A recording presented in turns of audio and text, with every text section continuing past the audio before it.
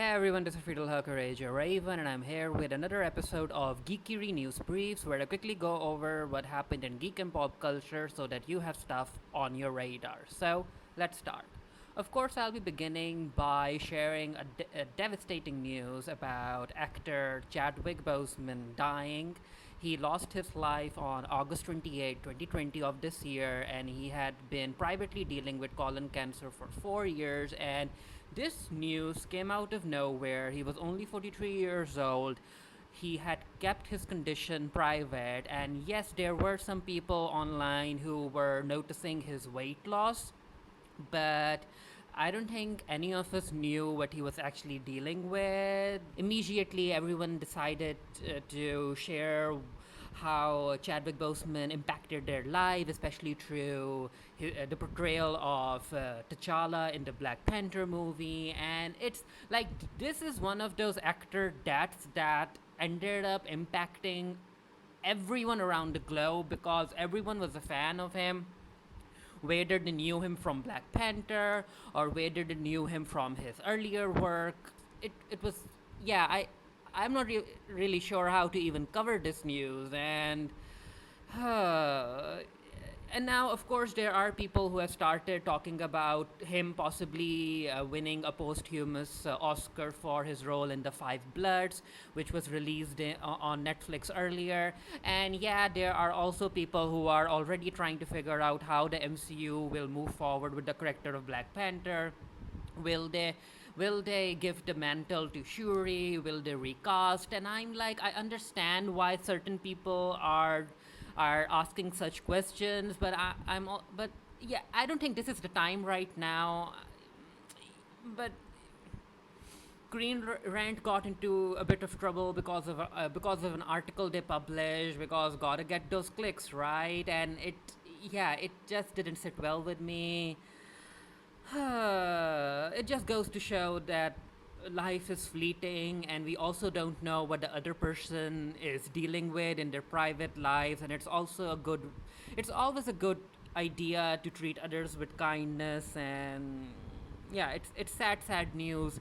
Let's see what the MCU does. Ryan Coogler ended up sharing a heartfelt statement about Chadwick Boseman. And yeah, it's people. Yeah, it's devastating. It's one of those losses that will be felt for years to come. Coming over to the box office side of things, the New Mutants ended up grossing around $8 million at the weekend box office, and it's quite surprising. It ended up grossing a whole lot of that from around less than 2,500 theaters, and all of those theaters aren't even operating at full capacity. And New Mutants, I understand that a whole lot of people were looking forward to watching it. Personally, even I was kind of looking forward to watching it because it's the final movie in Fox's X-Men franchise. But then this interview came out from Josh Boone, and yeah, of course, it didn't sit well with a whole lot of people in the fandom. Apparently, Josh Boone is the type of white guy who doesn't necessarily care about racism. He ended up taking out the blackness from two canon black characters, Sunspot and Dr. Cecilia Reyes. And that interview, it was just bad. And apparently, the first draft of the movie had Storm, an iconic black character, as a sadistic jailer. It's yeah, and also there are entire scenes where Magic or Ileana ended up being racist towards Danny Moonstar.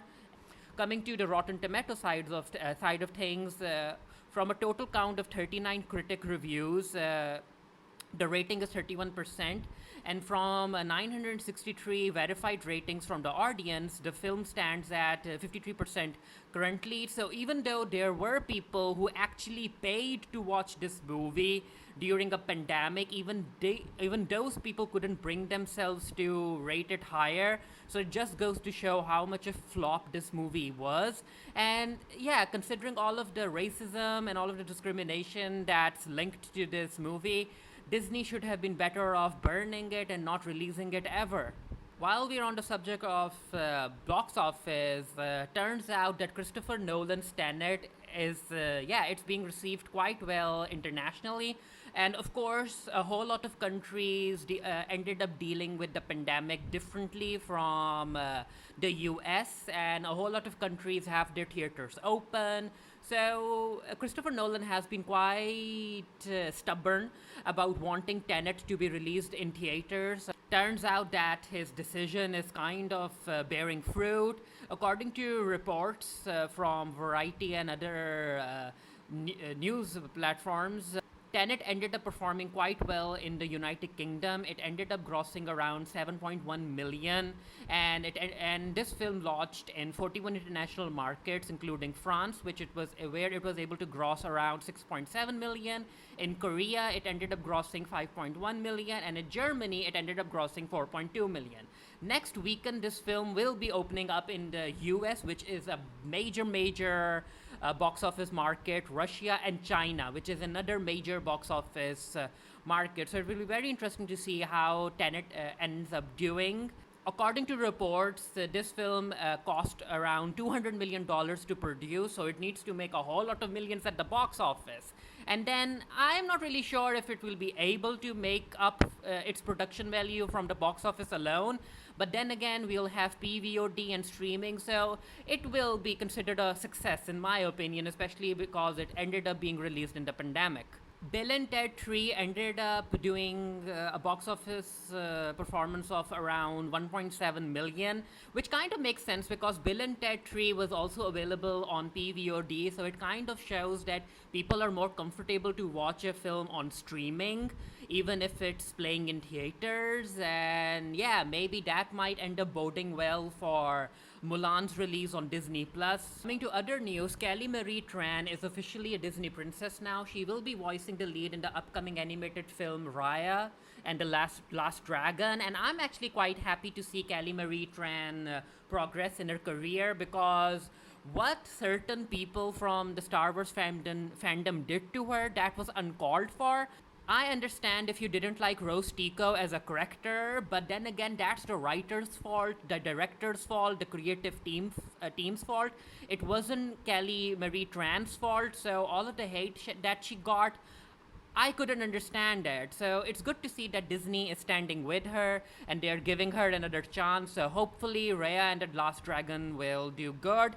The final news that I'll be sharing deals with the Resident Evil series coming to Netflix, and a whole lot of people have been looking forward to Netflix giving the Resident Evil series a live action adaptation. And personally, I'm not really sure how I feel about it. I did an entire article about this news for the Geekiary. The link to that will be down in the comment section below. Apparently, the upcoming TV show is going to focus on the Wesker kids. They're like these two sisters, and there are two timelines. In one timeline, the sisters are young, and they end up figuring out that the raccoon city that they're in has a whole lot of secrets, and the other timeline is in the future, where apparently only 15 million humans are left while 6 billion monsters are roaming the earth. And I'm like, one of the best things about the Resident Evil series, especially the game franchise, is that it's about heroes who end up stopping the zombie apocalypse from it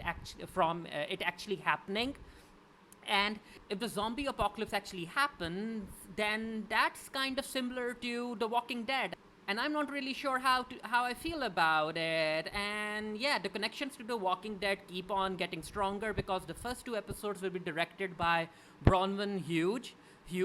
Bronwyn Hughes. She is credited for The Walking Dead, and yeah, the showrunner is the guy who ended up writing Supernatural. And you know what?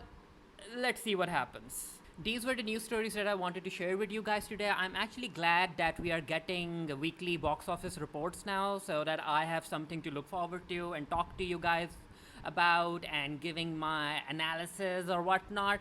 But yeah, let me know what you guys thought. If there's any news that you want to share, feel free to leave a comment down below. And if there's also any news that you want me to talk about in the next weekly episode, leave that comment down below as well, and I'll try and add it in the upcoming Geekiary News Briefs episode. Anyway, until next time, stay happy, stay safe, stay blessed. See you guys later.